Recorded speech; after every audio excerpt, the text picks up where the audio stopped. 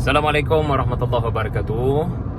Alhamdulillah, kita dapat berita Masjidil Haram, ya, kiblat kaum muslimin, telah dikembalikan saf salat, ya, telah dikembalikan arahan istawu sufufakum fa inna taswiyatas sufuf min tamamis salah, yang amat kita rindu untuk mendengar, ya, daripada Bilal, masjid dan surau kita untuk melafazkannya.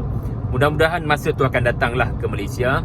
Tetapi kelihatannya Masjidil Haram telah memulakan, ya, peralihan daripada fasa solat secara jarak kepada solat secara rapat, ya. Kalau solat secara rapat itu adalah sunnah Nabi semasa solat, tetapi solat secara jarak itu adalah sunnah Nabi juga ketika menghadapi wabak dan kaedah untuk berhadapan dengan pandemik, ya.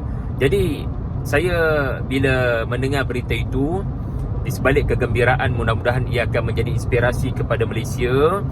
Masjid dan suraunya tidak lama lagi, tetapi ia mengingatkan saya kepada sifat Islam ini sendiri, ya. Ia sangat menekankan objektif tercapai ataupun tidak.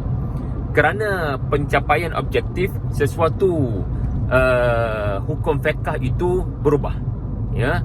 Apabila mencapai maqasid, maka berlakulah perubahan kepada hukum fiqh, ya. Sebagaimana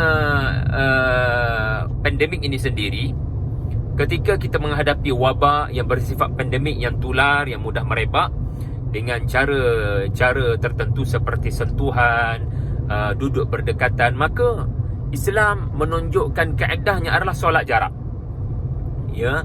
Memakai pelitup muka, tidak berada pada jarak dekat, tidak bersalaman, ya. Suka ataupun kita tak suka, ini kaedah Islam pada mengelakkan wabak.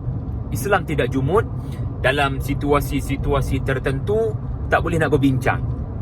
Lalu kaedah datang menyatakan, ya, idza taqa al-amru ittasa'a, maka diberikan kelonggaran, diberikan keluasan untuk supaya solat ini berjarak. Namun bila maqasid ataupun objektif mencegah wabak itu telah tercapai, ya, seperti risiko wabak itu tular sudah tidak ada, ya, akibat daripada asbab yang telah kita lakukan, iaitulah mengambil vaksin, ya, imuniti kepada tubuh kita, memakai pelitup muka, maka dibolehkan untuk solat berdekatan.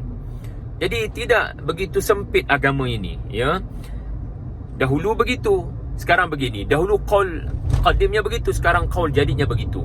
Adakah Islam tak ada prinsip? Tidak. Semua perkara ada ilmu, ada objektif, ada kaedahnya.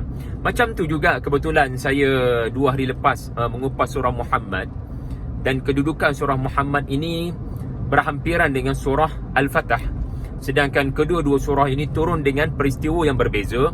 Satu peristiwa membabitkan peperangan, satu peristiwa membabitkan perdamaian, ya.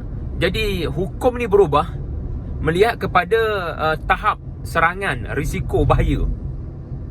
Bila Madinah dalam suasana bahaya, maka surah Muhammad turun untuk memerintahkan jihad, qital, ya, di mana kita kena menang dalam peperangan ni. Tak boleh bagi musuh menang ke atas kita. Sebab tu surah Muhammad turun, suratul qital turun untuk benar-benar membina frontliners, para mujahidun yang benar-benar bersedia dengan kedatangan musuh, supaya dengan syarat-syarat, ya, dengan persiapan, dengan kualiti tertentu yang ditekankan dalam surah Muhammad, Allah boleh beri kemenangan. Kita boleh menang. Itu hashtag kita, kan. Jadi surah Muhammad turun supaya kita boleh menang ke atas musuh yang nak datang. Dahulu adalah orang-orang kafir daripada Makkah, ya, dalam peperangan Badar dan seterusnya. Tetapi hari ini, ya, kita berhadapan dengan musuh yang juga kita perlu menang, ya, untuk mengatasi mereka. Kedua-dua musuh ini menghalang kita daripada solat di masjid, ya. Tetapi apabila musuh itu kelihatan tidak lagi menang, ya, kita telah berjaya mengatasi dengan asbab-asbab saintifik, ya, seperti surah Muhammad menekankan sains ketenteraan, ya, bagaimana untuk mengalahkan musuh, apa persiapan perlu dibuat, ya, apa di sebalik ayat-ayat Allah seperti fadarabar riqab, ya. Sains ketenteraan diperlukan untuk mengatasi musuh pada zaman dahulu, syaitan yang nampak kelihatan, ya.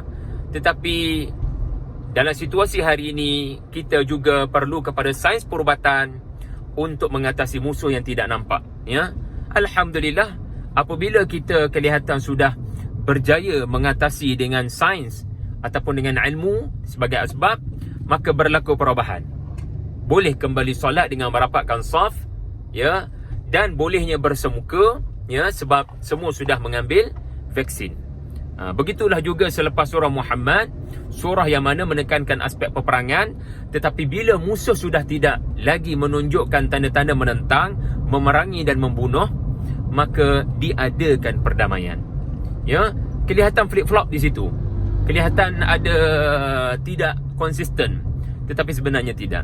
Islam berubah, Islam mendatangkan hukum hakam yang berubah dengan penekanannya adalah kepada maqasid, kepada tercapainya matlamat. Perang dalam Islam bukan matlamat, ia adalah salah satu cara untuk mempertahankan dakwah daripada dicerobohi, memelihara para pendakwah daripada dibunuh. Maka itu tujuan surah Muhammad. Jadi bila tujuan itu sudah tercapai, maka kerja-kerja asal mesti dilakukan.